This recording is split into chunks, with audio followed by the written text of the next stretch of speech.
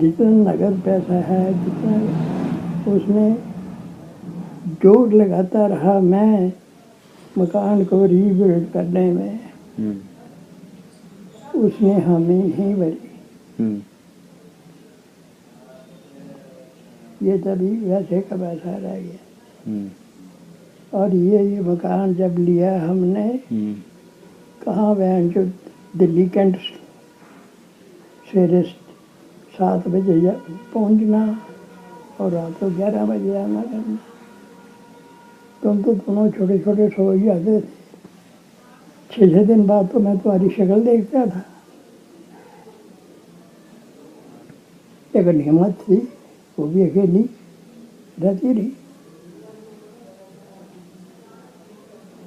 क्या जो हो गया, एक चीज ये देखो, खराब। नहीं किस्मत कोई नहीं खराब। 1 मिनट, किस्मत 3 लाख बहन जो 2 लाख 2 लाख नाश हो गए। वो एम्प्लॉयमेंट एक्सचेंज वाली दुकान पे